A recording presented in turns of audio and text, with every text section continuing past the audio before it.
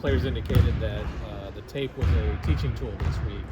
How important was it to use the tape as opposed to just flushing it? I mean, you have to learn from it, right? Any failure and that you go through, any adversity you go through, it's really when you learn the most. So, you keep winning games, and maybe you're not, doing the little things right. Then sometimes it's hard to get their attention. But they know, like they knew it wasn't the performance we wanted. They understand that this team, they get that. So we went through it. We showed it. We talked about it, and then we went to work and worked on it. So we've had a great week. But that also has to lead over into execution on Sunday. With the response from your team and maybe a challenging week, what would that response kind of tell you about them and moving forward? I think it's just about who we are, right? Like when you get hit, when you get punched, when again you deal with failure or adversity in life. This isn't about basketball. This is about life. Like how do you get back up? What is your response? What's your bounce back? And I don't think that we didn't respond if it's not a W. It's just how we go about doing what we do. And how we do anything is how we do everything. And that's the culture of what we've tried to preach here. And it was not up to standard, not up to expectation on Sunday. And that's the obvious statement. But, just continuing to work and continue to get better. It's not a one-game season. It's not a one-week season. As long as we're continuing to learn and get better and then playing our best basketball when it matters, that's what I'm concerned about. But again, the response so far has been great, and that's all we can ask for. We go day to day and see what they do. Makayla kind of talked about with Clemmy on the road, you maybe spending some time with her with some film work. What's that kind of been like to work with her this past week? I give my staff they're the head coach in that area, and obviously I have a great relationship with all of our players, and especially Makayla, and she's our point guard, so I need to do a better job too of making sure she understands, which she's been with me a long time, she does, but sometimes film again is film doesn't lie. It's a great teaching tool. So we just spend a lot of time watching that and having her understand what we need, what I want, and what our team needs. And she took those teaching points to heart, and then she came out and carried it over onto the practice floor, which is really, really important.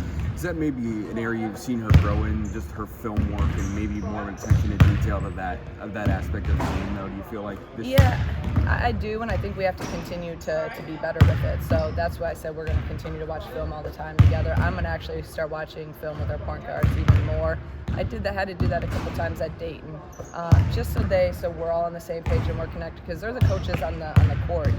They're the ones having to make those, make calls at times when they don't, I can't. They're the ones that are going to have to, pick our team up and help them be poised and respond in those times where I can't call a timeout. So I'm going to do a better job of really trying to make sure we're on the same page. But I thought the growth was when the carryover, when you see it, you show it to her, and then she went out and executed it. That's what we're talking about. And again, is it going to be perfect ever? No, but as long as we can continue to make those little steps. Has there been an emphasis on talking this week? Because it seems like you have a lot of veteran leaders that are lead by example type people. Mm-hmm. I mean, it's been an emphasis, since I've gotten here. And we talk about talking more than anything. And some of our guys are a little bit more quiet by who they are personality-wise. But it doesn't matter when you're on the floor. You have to communicate in order for us to be successful defensively and/or everything. So we've had some really good team meetings, and we've identified stuff. They've taken responsibility and accountability, and also knowing what they need to do, and calling people out on that, which they've done a really good job of this week. Because you need that leadership within. You need the accountability from within. It can't always come from coaches, and I'm really proud of our team for how they've responded in that area, and the growth in that area too. People are talking this week maybe that haven't talked as much, and that's another small little step in our progress. Does having players having more established roles in your second year and their second year together, does that help in a week like this where you're not trying to figure out who's going to be the talker and people kind of know who to look to? Yeah, we, for good or bad, we know each other, right? And I think that's part of it, because we're all different, and some people have to say more. Some people, have to continue to use their voice. And those are all things we've talked about too. We're always very honest, but I think, again, we went a little bit deeper in some things that we needed after, Sunday. And I think people are taking that to heart, and then they're carrying it over on the floor. So it has to become a habit. Those things have to become a habit, and that doesn't happen overnight. It doesn't happen in a week. But at least we're taking the right steps, and we're going in the right direction. You kind of talked about after the Michigan game, just maybe putting your team in some adverse situations in practice. What does that kind of look like this past week? Yeah, it's been super, super competitive. We've gone longer than we've gone, all year. I'm not letting them, we'll do drills where you got to get a stop, score, stop. And if that takes 30 minutes, it takes 30 minutes. That's one example, different drills like that where you got to get 3 stops in a row. And if that takes 2 minutes, that's great. If it takes 20 minutes, you got to figure it out. And then through that, when they're struggling, they got to come together and figure that out. Instead of me being the one to say something, they got to stick together. We put them in different scrimmage situations where they're down 10, this many minutes left, or second quarter down 6. How do you go into halftime? So just those type of things of having them being able to communicate on the floor. You guys hear me talk a lot about our responses and our R's and making positive, quick responses together in games, and they've done a good job with it. We're successful more than not in all of those situations. So I feel good about that. Not used to seeing both Makayla and Jen struggle from the floor offensively. Do you sense that rattles the team too, or is that part of the response they have to figure out? It's part of the response we have to figure out, right? And that's what happened on Sunday. First 5 minutes, solid. Didn't hit shots. Start kind of worrying. Then it affects our defense, and it affects them. We take bad shots, and we are giving up transition baskets, and that's kind of that snowball effect. We got to have everyone, has to be ready to produce and make an impact. And if your shots aren't falling, how are you going to manufacture points? Scorers manufacture points. Get to the free throw line. Get yourself going by going to the rim, and then your threes will come. So we got to get better in that. That has to be part of that toughness of how can we withstand a drought scoring and let that fuel our defense instead of our offense fueling our defense. And right now, I think that's been one of the major things that we've tried to address, where last year I just thought we were really solid defensively. Right now I just think we're fueled a lot by our offense, and we've talked about that a lot. Defense has to be that is who we are. It's what we hang our hat on. Defense and rebounding, that has to fuel your offense instead the other way around. How do you coach that? Is this something they just have to, it has to click? Like how do you make that click faster, I guess? Yeah, I mean, if you know, let me know.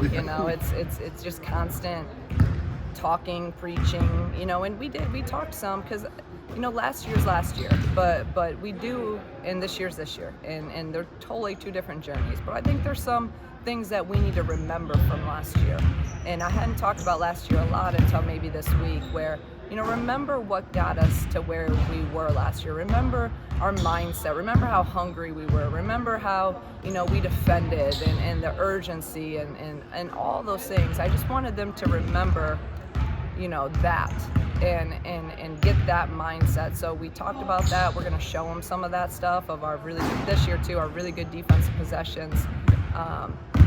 So hopefully some of those things will click, and we can kind of put it all together. Is that something you've had to do in the past to try to dig back to the year before? Or is that something you've adjusted to just where you guys are at right now? No, I've had to do that before. Every year's different, right? It's like you try to think of new ways to either motivate or new ways to, engage them, and, think back to maybe some of the previous 7 years of me being a head coach or my days as an assistant, and every team's so different of what works. So I've, dug into the bag a little bit and come up with some new stuff. And, at the end of the day, this team, they really, really want to be successful, and they work hard at it. It's, has it gone our way every time? No, and that's part of the game. But how do we continue to stay on path? How do we continue to get better? How do we stay positive when everyone around us, again, thinks we're awful again? So, and I use that. I'm like, last year we said everyone thought we sucked. And you guys love that, and you guys worked really hard. I'm like, okay, well now everyone thinks we suck again. So let's just use that as motivation and come out and have that us against everyone mindset and prove to everyone, because we know what we're capable of doing. with all the things that Makayla is for you guys as a catalyst point guard, is there a pressure that comes along with that, and how have you maybe tried to alleviate some of that feeling for her, especially when she's coming off an injury too as well? Obviously, I mean, I'd be crazy if I said there's not pressure on her. There's pressure on everyone, right? Whether it's this year, last year, and there's heightened pressure with her. She, you know, and then she didn't practice for a long time. She was out a lot in the summer with some different injuries, right? And yeah, I think she felt all of that. So I'm trying to just get her to step back and remember what she's really elite at, and try to get to those spots and get to those areas in terms of her offense. Where are you shooting? Where's your comfort zone? So I've been really encouraging her to get to those spots. And then just from a poise level, just playing with poise, and just, you know, relaxing and playing the game that you love. Missouri sounds like they like to spread out a little bit. What are the keys against the Tigers? Yeah, Missouri, I mean, they're a really hard guard. They have 5 people on the floor that can all shoot the three. Their 5s can shoot it. They spread you. They screen. They score in transition. You know, they're a good team, and again, they're a hard system to guard. So it'll be you can't ask for a better true test of how we're going to respond than Missouri coming here. You know, it's going to take a really, really solid defensive game for us. Does that mean it's a harder individual guard for each player, if that makes sense? You know it is, but I think some of the problems that we've had defensively have been we're so concerned about our own guy that we're not playing team defense. So we got to remember our principles. We got to get back to the core of who we are, which, yes, it is. When you're guarding the ball, you got to do your job on the ball, but we got to be there for each other and help. There's too many times people are just getting layups with no help there. So, yes, we need to be individual and take pride in doing your job, but we have to be united and connected, and 5 people playing together on a string and moving together defensively in order for us to be successful.